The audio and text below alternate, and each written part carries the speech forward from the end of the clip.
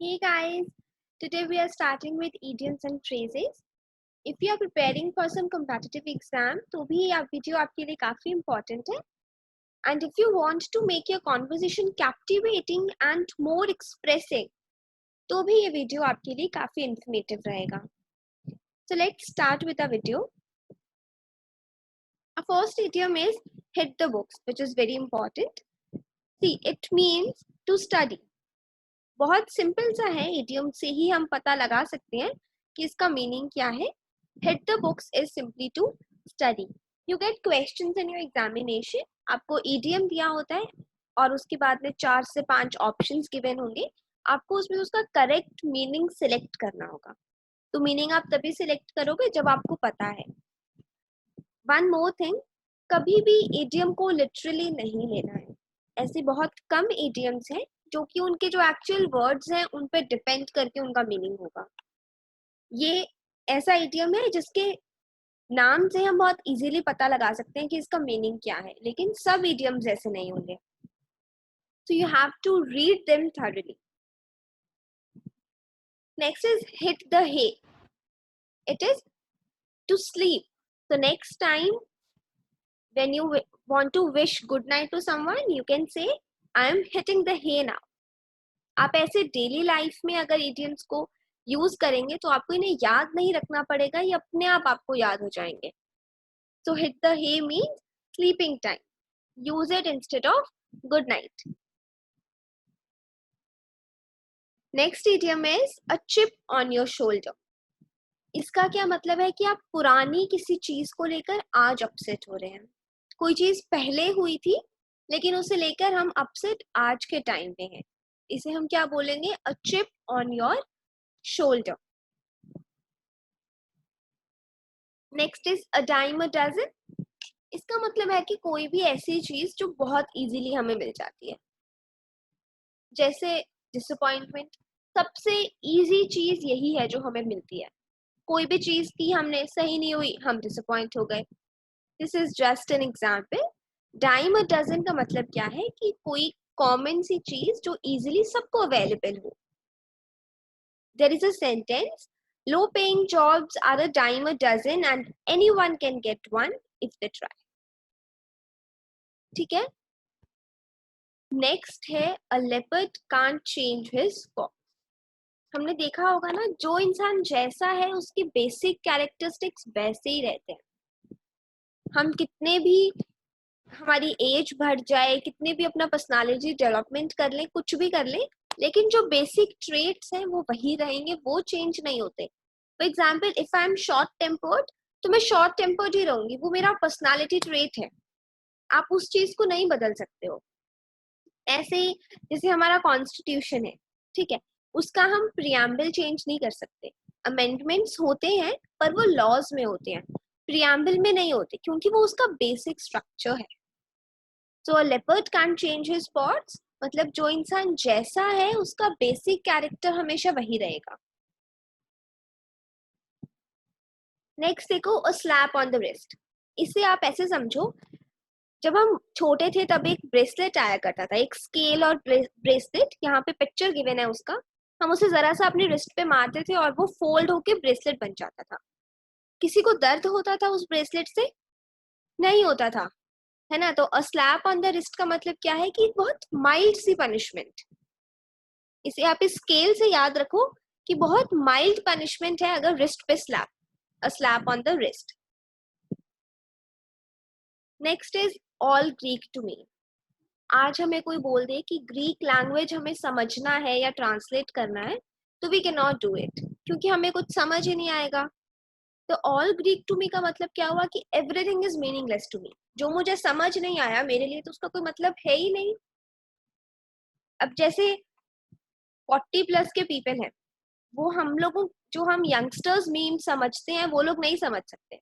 There is a picture given, I don't understand any of these memes. तो वो memes उनके लिए क्या है? Greek. So they can say that these memes are Greek to me. Next is an arm and a leg. This means something which is very expensive. For example, higher education in these days costs an arm and a leg. बहुत expensive है. There is a very famous post, or you can say meme. I see it, I like it, I want it, I check the price, I put it back. That means obviously the thing was quite expensive. That is why I put that back. So an arm and a leg से आप याद रखेंगे कि कोई चीज जो बहुत expensive हो. Next, a taste of your own medicine. This is the favorite dialogue of all the girls. Taste of your own medicine क्या होता है? देखो मेडिसिन क्या है, कभी मीठी तो नहीं होगी, कड़वी होगी. सो दैट मीन्स ये इडियम एक नेगेटिव कॉनोटेशन का इडियम है. ये हम नेगेटिव सेंस में यूज करते हैं. किसी ने आपको गलत तरीके से ट्रीट किया या आपके साथ मिसबिहेव किया और अब आप उसे बिल्कुल वैसा ही ट्रीट कर रहे हो, तो ये क्या होगा? That this is a taste of your own medicine. जैसा आपने दूसरों को सिखाया वैसा ही अब आपके साथ हो रहा है. Next is all in the same boat. Idiom पढ़ने से ही हमें मीनिंग समझ में आ रहा है कि सब लोग सेम सिचुएशन में हैं, तो सबके साथ में जो डिफिकल्टीज वो लोग फेस करेंगे वो भी सेम ही होंगी. जैसे अभी कोरोना के टाइम पे all the countries of the world are in the same boat. The next idiom is at the drop of a hat. ये है कि कोई भी चीज हम इमीडिएटली करने को तैयार हो जाएं. ठीक है, willing to do something immediately. जैसे अभी we all are waiting for lockdown to lift, है ना. So the Indians will go out of their house at the drop of a hat, है ना. हम चाहते हैं कि हमारे घर से फटाफट से निकल जाएं एक बार लॉकडाउन खत्म हो तो. इसका मतलब है किसी चीज को करने के लिए बहुत जल्दी रेडी हो जाना, willing to do something immediately. Between a rock and a hard place, मतलब आप दो बुरी चीजों के बीच में फंस गए हो, इधर कुआं उधर खाई वाला situation. You can see this picture है. बीच में एक छोटा सा पपी फंस गया है और दोनों तरफ रॉक एंड हार्ड प्लेस वाला सिचुएशन है ये. Next is beating around the Bush. मतलब आप पॉइंट पे नहीं आ रहे हो, डायरेक्टली बात बोल नहीं रहे हो, जो बोलनी है उसको घुमा कर बोल रहे हो, तो उसे हम क्या बोलेंगे? Beating around the Bush. Next time अपने किसी फ्रेंड से बात करो, वो डायरेक्टली पॉइंट पे ना आ रहा हो, उसको आपकी हेल्प चाहिए, वो बातें घुमा रहा है, तो you can use this idiom that stop beating around the bush and come to the point. Next idiom is bite off more than you can chew. जितना आप चबा सकते हो उससे ज्यादा खा लेना. जितना रिस्पॉन्सिबिलिटी, जितना काम आप हैंडल कर सकते हो उससे ज्यादा काम अपने सिर पे ले लेना. आपको पता है कि आप एक दिन के अंदर 3 चैप्टर्स याद कर सकते हो, लेकिन अगर आप टारगेट लेके चल रहे हो कि मुझे 6 चैप्टर्स याद रखने हैं, तो उन 6 में से एक भी चैप्टर ढंग से नहीं हो पाएगा. तो this is what you are biting off more than you can chew. Next idiom is buy a lemon. This idiom has nothing to do with the word lemon. ठीक है, लेमन हमेशा इंग्लिश लैंग्वेज के अंदर आप देखोगे तो negative connotation का word है. When life gives you lemon, ये भी एक इडियम है. यहाँ पे भी लेमन क्या है? एक नेगेटिव चीज शो कर रहा है. इस इडियम में भी बाय अ लेमन, यहाँ भी लेमन एक नेगेटिव चीज शो कर रहा है.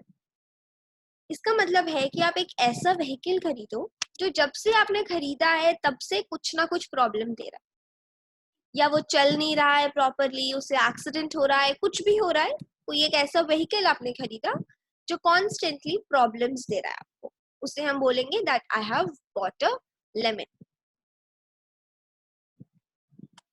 This is a very famous and common idiom.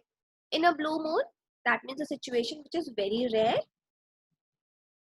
For example, this pandemic corona, it is in a blue moon that the entire world gets affected by such a pandemic. कोई एक बहुत rare event होना. The next idiom is can't cut the mustard.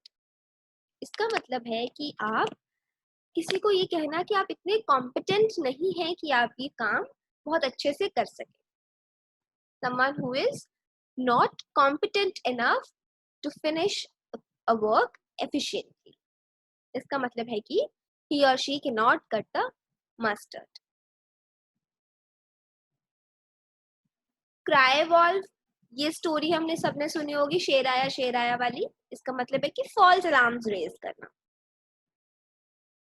कोई बात हुई नहीं है उससे पहले गलत अलार्म लोगों को बताना. This is cry wolf. Next idiom is cry over spilt milk. जो चीज हो चुकी है हम उसी को लेकर अभी तक अपसेट हैं या रो रहे हैं. जो पहले हो गया अब उसे तो आप चेंज नहीं कर सकते हो, तो उसको लेकर के अभी भी आप अगर अपसेट हो तो उसे हम बोलते हैं क्राई ओवर स्पिल्ट मिल्क. एक बार दूध गिर गया है अगर ग्लास से तो आप वापस उसे ग्लास में तो नहीं डाल सकते. Next is cock and bull story. इसका मतलब होता है सम अनबिलीवेबल टेल और अनबिलीवेबल स्टोरी जिसपे आप विश्वास नहीं कर सकते हो. So these were some of the idioms. If you like this video, please press the like button and also subscribe to my channel to get more such videos. Thank you.